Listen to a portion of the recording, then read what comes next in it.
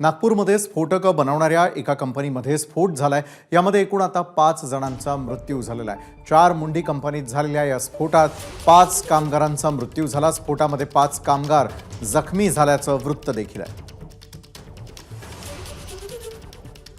तुषार कोहरे आपले प्रतिनिधी यावेळेला आपल्यासोबत जोडले गेले आहेत। तुषार यावेळेला नागपुरातील स्फोट झालेल्या कंपनीच्या परिसरातून आपल्यासोबत जोडले गेले आहेत। तुषार, संपूर्ण घटना आणि त्या ठिकाणी नेमकं काय घडलंय आपल्या प्रेक्षकांपर्यंत सविस्तर पोहोचवाल।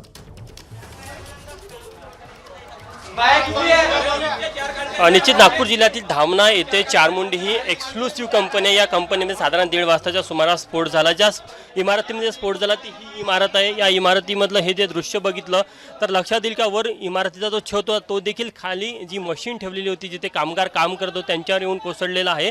आणि या घटनेमध्ये 5 कामगारांचा मृत्यू झालेला आहे। यामध्ये 4 महिलांचा सहभाग आहे आणि इतर 7 कामगार देखील गंभीररित्या जखमी झालेले आहे। साधारण 1:30 वाजताच्या सुमाराची ही घटना आहे। आतमध्ये तर दृश्य बघितलं त्यावरनं आपल्या लक्षात येते काही स्थानिक लोक आपण त्यांना विचारूया।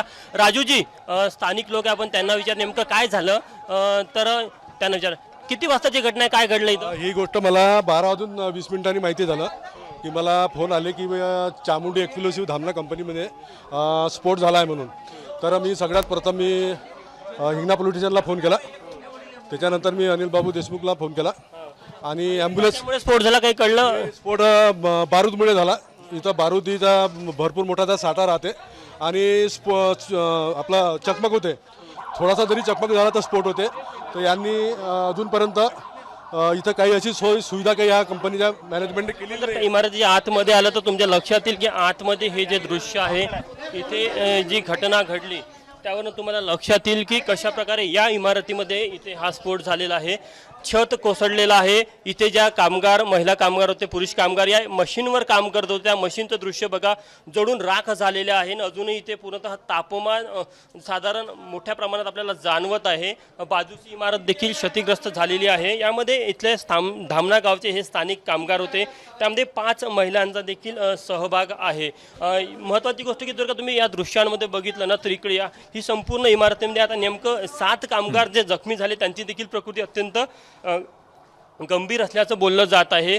यावर तुम्हाला लक्षात येईल की या दृश्यामध्ये लक्षात येतं आपल्याला की हे बघा इमारतीची काय स्थिती झालेली आहे।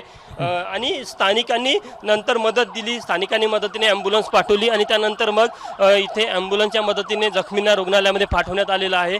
एकंदरीत जर का आपण बघायचं झालं तर आता स्थानिकांनी ते मोठ्या प्रमाणामध्ये गर्दी केलेली आहे। काही स्थानिक आहे त्यांना पण विचारूया, तू धामण्याला राहतो, किती वाजता कळली तुला माहिती? अर्धा 1 तास अगोदर। काय झालं नेमकं ते अजूनही माहिती नाही पडलेलं। आता आलो आम्ही, थोडेसे बागून राहिलो, ॲम्ब्युलन्समध्ये टाकणं चालू आहे बॉडीज।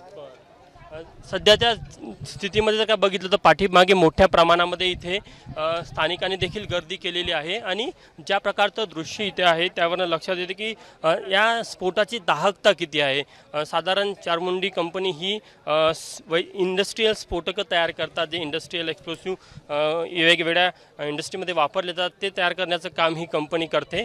आणि त्या दरम्यान जेव्हा इथे काम सुरू होतं त्या दरम्यान हा स्फोट झाला। स्फोटामध्ये 4 महिला कामगारांचा मृत्यू झालेला आहे आणि 1 पुरुष कामगारांचा, 7 गंभीर जखमी आहे। गंभीर जे जखमी आहे त्यांच्यावर नागपूरच्या खाजगी रुग्णालयामध्ये उपचार सुरू आहे। मात्र निश्चित अत्यंत गंभीर असा हा स्फोट झाल्याचं पाहायला मिळत आहे।